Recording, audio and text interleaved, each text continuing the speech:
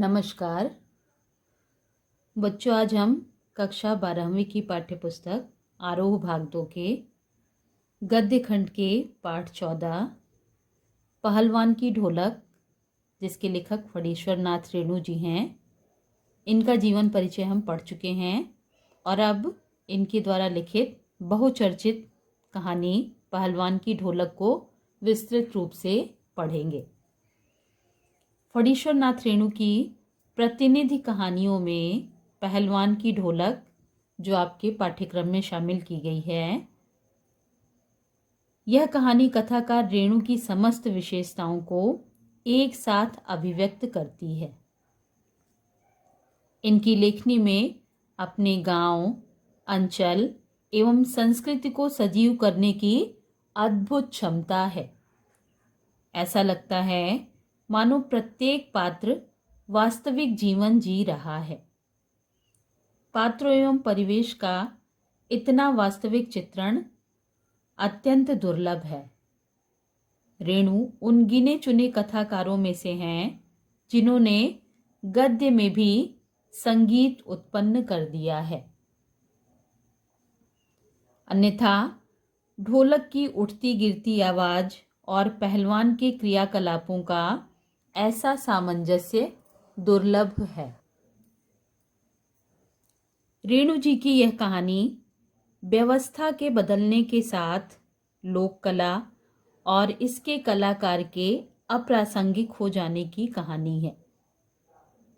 राजा साहब की जगह नए राजकुमार का आकर जम जाना सिर्फ व्यक्तिगत सत्ता परिवर्तन नहीं, बल्कि जमीनी पुरानी व्यवस्था को पूरी तरह से उलट जाने और उस पर सभ्यता के नाम पर एकदम नई व्यवस्था के आरोपित हो जाने का प्रतीक है। यह भारत पर इंडिया के छा जाने की समस्या है। जो लुट्ठन पहलवान को लोक कलाकार के आसन से उठाकर पेट भरने के लिए हाय तौबा करने वाली निरीहता की भूमि पर पटक देती है।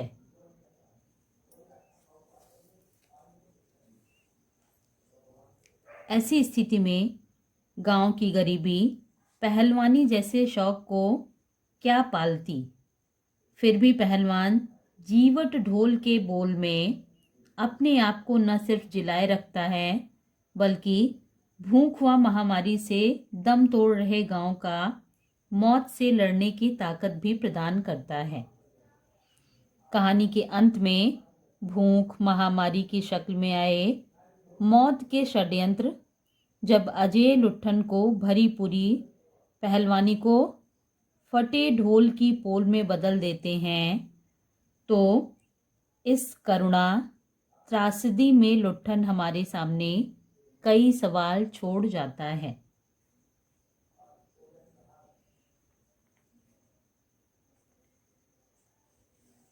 वह पोल पुरानी व्यवस्था की है या नई व्यवस्था की? क्या कला की प्रासंगिक व्यवस्था की मुखापेक्षी है अथवा उसका कोई स्वतंत्र मूल्य भी है? मनुष्यता की साधना और जीवन सौंदर्य के लिए लोक कलाओं को प्रासंगिक बनाए रखने हेतु हमारी क्या भूमिका हो सकती है? ऐसे कई सवाल हमारे सामने उठ खड़े होते हैं। इस कहानी को पूर्ण रूपेण समझने के लिए हम इसे कुछ केंद्र बिंदुओं में विभाजित करते हैं। अमावस्या की अंधेरी रात है, सर्दी का मौसम था, गांव में मलेरिया व हैजे का प्रकोप था। ठंडी रात में वातावरण पूरी तरह से निस्तब्ध था। पृथ्वी पर प्रकाश का कोई नामो निशान नहीं था। आकाश के तारे ही प्रकाश के स्रोत थे। सियारों व उल्लुओं की डरावनी आवाज से वातावरण की निस्तब्धता कभी कभी भंग हो जाती थी। कभी किसी झोपड़ी से कराहने व कै करने की आवाज तथा कभी कभी बच्चों के रोने की आवाज़ आती थी। कुत्ते जाड़े के कारण राख के ढेर पर पड़े रहते थे। सायंकाल या रात्रि को सब मिलकर रोते थे। इस सारे माहौल में पहलवान की ढोलक ही थी जो निस्तब्धता को ताल ठोक कर ललकारती थी। वह आवाज थी पहलवान की ढोलक की आवाज। इस सारे माहौल में पहलवान की ढोलक ही संध्या से प्रातः काल तक एक ही गति से बजती रहती थी, जो मृत गांव में संजीवनी भरती रहती थी। गांव में, इस मृत गांव में संजीवनी शक्ति भरने का कार्य करती थी लुट्ठन पहलवान की ढोलक की आवाज। अब हम इस लुट्ठन पहलवान का थोड़ा सा परिचय लेते हैं। गांव में लुट्ठन पहलवान प्रसिद्ध था। 9 वर्ष की आयु में ही वह अनाथ हो गया था। उसकी शादी हो गई। उसकी विधवा सास ने उसे पाला। वह गाय चराता, ताजा दूध पीता तथा कसरत करता था। गांव के लोग उसकी सास को तंग किया करते थे। लुट्ठन इनसे बदला लेना चाहता था। कसरत करने के कारण वह किशोरावस्था में ही पहलवान बन गया। 2 बेटों को पैदा करने के बाद इसकी पत्नी भी इसे अकेला छोड़कर चली गई, अर्थात उसकी मृत्यु हो गई। लुट्ठन का शेर के बच्चे को चुनौती देना। एक बार लुट्ठन श्यामनगर मेले में दंगल देखने गया। पहलवानों की कुश्ती व दांव पेच देखकर उसने शेर के बच्चे को चुनौती दे दी। इस शेर के बच्चे का असली नाम था चांद सिंह। वह पहलवान बादल सिंह का शिष्य था। 3 दिन में उसने पंजाबी व पठान पहलवानों को हरा दिया था। वह अपनी श्रेष्ठता सिद्ध करने के लिए बीच बीच में दहाड़ता फिरता था।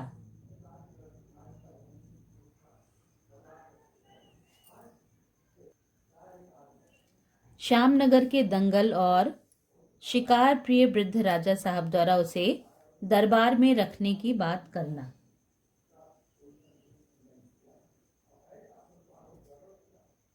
श्यामनगर के दंगल व शिकार प्रिय वृद्ध राजा साहब उसे दरबार में रखने की सोच रहे थे कि लुट्ठन ने शेर के बच्चे को चुनौती दे दी।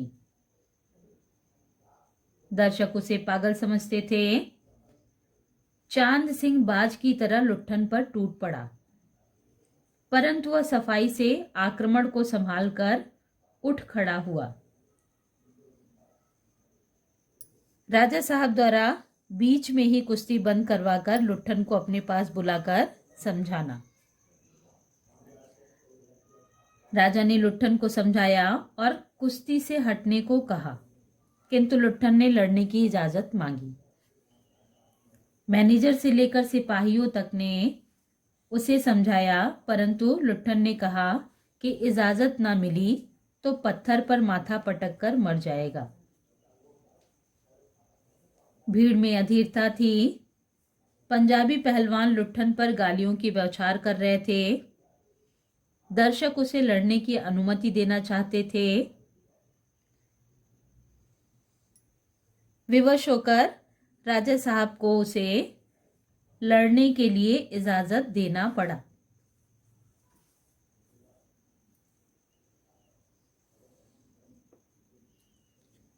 राजा ने लुट्ठन को समझाया और कुश्ती से हटने को कहा, किंतु उसने लड़ने की इजाजत मांगी।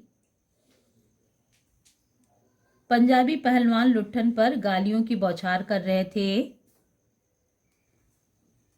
विवश होकर राजा साहब ने इजाजत दे दी। बाजे बजने लगे। लुट्टन का ढोल भी बजने लगा था। चांद ने उसे कसकर दबा लिया था।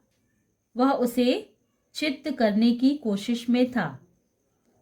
लुट्ठन के समर्थन में सिर्फ ढोल की आवाज थी, जबकि चांद के पक्ष में राजमत व बहुमत था। लुट्ठन की आंखें बाहर निकल रही थी। तभी ढोल की पतली आवाज सुनाई दी। धाक धिना तिरकट तिना, धाक धिना तिरकट तिना। इसका अर्थ था दांव काटो, बाहर हो जाओ।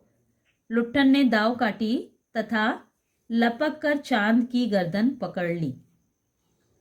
ढोल ने आवाज दी, चटाक चटधा, अर्थात उठाकर पटक दे। लुट्ठन ने दांव व जोर लगाकर चांद को जमीन पर दे मारा। ढोलक ने धिना धिना धिकधिना कहा और लुट्ठन ने चांद सिंह को चारों खाने चित कर दिया। ढोलक ने वाह बहादुर की ध्वनि की तथा जनता ने मां दुर्गा की, महावीर जी की, राजा की जय जयकार की। लुट्ठन ने सबसे पहले ढोलों को प्रणाम किया और फिर दौड़कर राजा साहब को गोद में उठा लिया।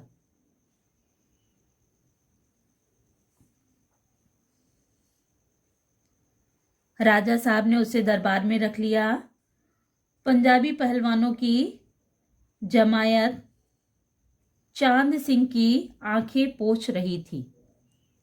राजा साहब ने लुट्ठन को पुरस्कृत न करके उसे दरबार में सदा के लिए रख लिया। यानी राजा साहब द्वारा लुट्ठन पहलवान को राज दरबार में सदा के लिए रख लिया गया। राज पंडित व मैनेजर ने लुट्ठन का विरोध किया कि वह क्षत्रिय नहीं है। राजा साहब ने उनकी एक न सुनी। कुछ ही दिन में लुट्ठन सिंह की कीर्ति दूर दूर तक फैल गई। उसने सभी नामी पहलवानों को हराया। उसने काला खां जैसे प्रसिद्ध पहलवान को भी हरा दिया। उसके बाद वह दरबार का दर्शनीय जीव बन गया। लुट्टन सिंह मेलों में घुटनों तक लंबा चोंगा पहने, अस्त व्यस्त पगड़ी बांधकर मतवाले हाथी की तरह झूमता चलता। हलवाई के आग्रह पर 2 सेर रसगुल्ला खाता तथा मुंह में 8-10 पान एक साथ ठूस लेता। वह बच्चों के जैसे शौक करता था। दंगल में उससे कोई लड़ने की हिम्मत नहीं करता। कोई करता तो उसे राजा साहब की इजाजत नहीं मिलती थी। इस तरह 15 वर्ष बीत गए। उसके 2 पुत्र हुए। उसकी सास पहले ही मर चुकी थी और पत्नी भी 2 पहलवान पैदा करके स्वर्ग सिधार गई थी। दोनों लड़के पहलवान थे। दोनों का भरण पोषण दरबार से हो रहा था। पहलवान हर रोज सुबह उससे कसरत करवाता, दिन में उन्हें सांसारिक ज्ञान भी देता। वह बताता कि उसका गुरु ढोल है और कोई नहीं। अचानक राजा साहब स्वर्ग सिधार गए। राजा साहब की मृत्यु के बाद नए राजकुमार का विलायत से आकर राजकाज अपने हाथों में ले लेना, उसने पहलवानों की छुट्टी कर दी। लुट्टन ढोलक कंधे से लटकाकर अपने पुत्रों के साथ गांव वापस आ गया। गांव वालों ने उसकी झोपड़ी बना दी तथा वह गांव के नौजवानों व चरवाहों को कुश्ती सिखाने लगा। खाने पीने का खर्च गांव वालों की तरफ से बंधा हुआ था। गरीबी के कारण धीरे धीरे किसानों व मजदूरों के बच्चे स्कूल में आने बंद हो गए। अब वह अपने लड़कों को ही ढोल बजाकर कुश्ती सिखाता। लड़के दिन भर मजदूरी करके कमा कर लाते थे। गांव पर अचानक संकट का आना। सूखे के कारण अन्न की कमी हो गई तथा फिर मलेरिया व हैजा फैल गया। घर के घर खाली हो गए। प्रतिदिन 2-3 लाशें उठने लगीं। लोग एक दूसरे को ढाढ़स देते तथा शाम होते ही घरों में घुस जाते। लोग चुप रहने लगे।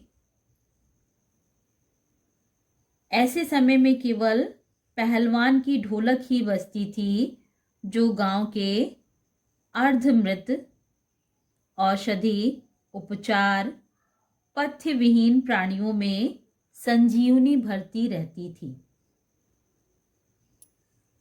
एक दिन पहलवान के दोनों बेटों की भी मृत्यु हो गई। उसके दोनों बेटे चल बसे। पहलवान सारी रात ढोल पीटता रहा। उसके दोनों बेटे पेट के बल पड़े हुए थे। उसने लंबी सांस लेकर कहा, दोनों बहादुर गिर पड़े।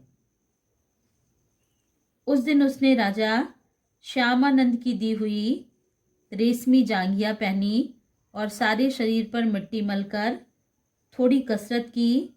फिर दोनों पुत्रों को कंधों पर लादकर नदी में बहा आया। इस घटना के बाद गांव वालों की हिम्मत टूट गई।